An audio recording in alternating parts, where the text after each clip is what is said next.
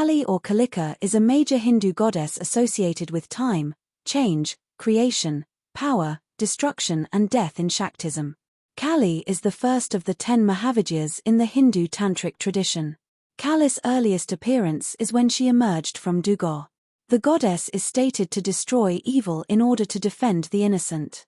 Over time, Kali has been worshipped by devotional movements and tantric sects variously as the Divine Mother, Mother of the Universe, Principal Energy Adi Shakti. Sakta Hindu and Tantric sects additionally worship her as the ultimate reality or Brahmin. She is also seen as the divine protector and the one who bestows moksha, or liberation. Worshipped throughout South Asia but particularly in Nepal, South India, Bengal, and Assam, Kali is a central figure in the goddess-centric traditions of Hinduism as well as in Shaivism. Etymology. Kali is the feminine form of Kala, an epithet of Shiva, and thus the consort of Shiva. The homonym Kali, time, is distinct from Kala, black, but these became associated through popular etymology. She is called Kali Mata, the Dark Mother, and also Kali, which can be read here either as a proper name or as a description, the Dark or Black One. Origins. Although the word Kali appears as early as the Atharva Veda, the first use of it as a proper name is in the Kathaka Graya Sutra. Kali originated as a tantric and non-Vedic goddess. Her roots are most probably connected to the pre-Aryan period. Legends. Kali's most famous appearance is on the battlefield in the 6th century text Devi Mahatmayam. The deity of the first chapter of Devi Mahatmayam is Mahakali, who appears from the body of sleeping Vishnu as goddess Yoga Nidra to wake him up in order to protect Brahma and the world from 2 asuras, demons, Madhu Kaitaba. When Vishnu woke up, he started a war against the 2 asuras. After a long battle with Lord Vishnu, when the 2 demons were undefeated, Mahakali took the form of Mahamaya to enchant the 2 asuras. When Madhu and Kaitaba were enchanted by Mahakali, Vishnu killed them. In later chapters, the story of 2 asuras who were destroyed by Kali can be found. Chanda and Munda attack the goddess Kaushiki. Kaushiki responds with such anger it causes her face to turn dark, resulting in Kali appearing out of her forehead.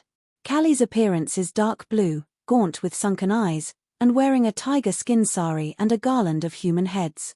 She immediately defeats the 2 asuras. Later in the same battle, the Asura Raktabija is undefeated because of his ability to reproduce himself from every drop of his blood that reaches the ground. Countless Raktabija clones appear on the battlefield.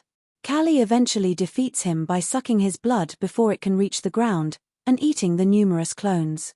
Kinsley writes that Kali represents Durga's personified wrath, her embodied fury. Other origin stories involve Parvati and Shiva.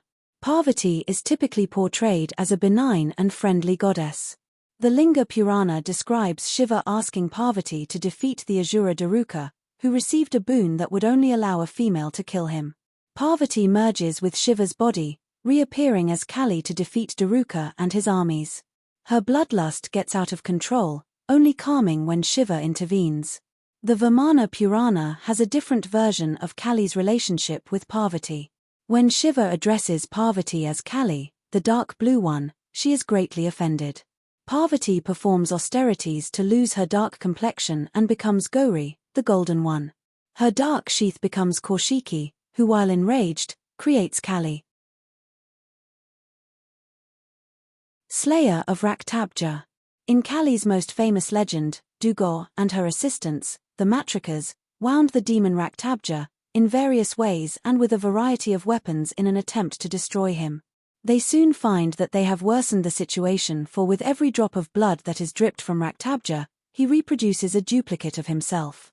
The battlefield becomes increasingly filled with his duplicates. Durga summons Kali to combat the demons. The Devi Mahatmayam describes, out of the surface of her, Durga's, forehead, fierce with frown, issued suddenly Kali of terrible countenance, armed with a sword and noose. Bearing the strange Katvanga, skull-topped staff, decorated with a garland of skulls, clad in a tiger's skin, very appalling owing to her emaciated flesh, with gaping mouth, fearful with her tongue lolling out, having deep reddish eyes, filling the regions of the sky with her roars, falling upon impetuously and slaughtering the great asuras in that army, She devoured those hordes of the foes of the Devas and caught the blood of Raktabja before it could fall to the ground, stopping him from creating more duplicates. Kali consumes Raktabja and his duplicates, and dances on the corpses of the slain.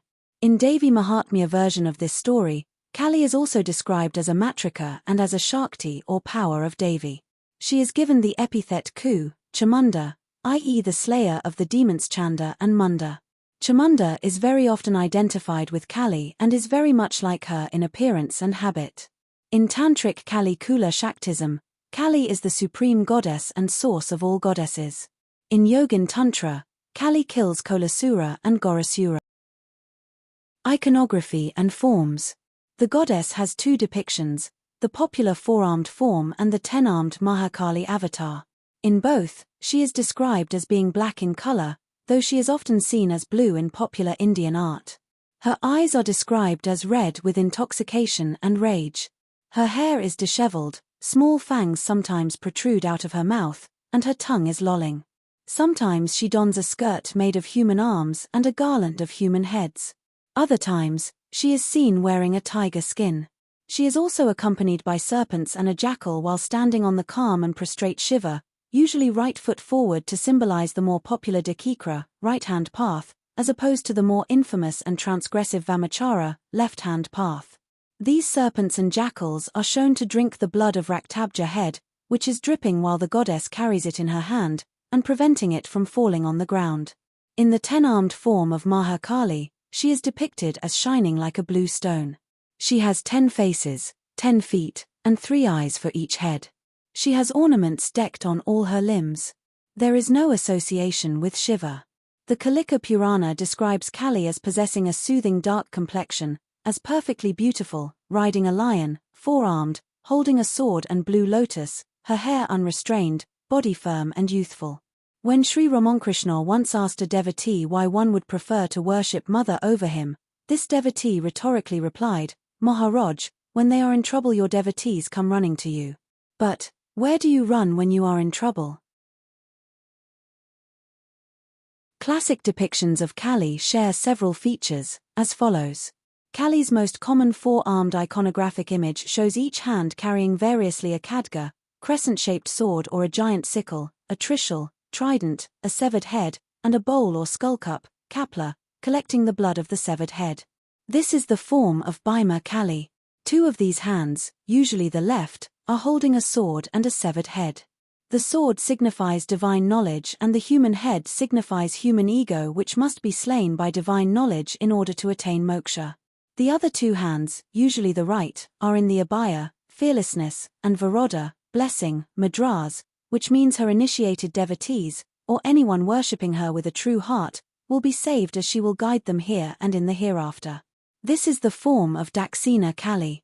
She wears a garland of human heads, variously enumerated at 108, an auspicious number in Hinduism and the number of countable beads on a japa mala or rosary for repetition of mantras, or 51, which represents Varnamala or the garland of letters of the Sanskrit alphabet, Devanagari. Hindus believe Sanskrit is a language of dynamism, and each of these letters represents a form of energy, or a form of Kali. Therefore, she is generally seen as the mother of language, and all mantras. She is often depicted naked, which symbolizes her being beyond the covering of Maya since she is pure, no guna, being consciousness bliss and far above Prakriti. She is shown as very dark as she is Brahman in its supreme unmanifest state. She has no permanent qualities, she will continue to exist even when the universe ends. It is therefore believed that the concepts of color, light, good, and bad do not apply to her.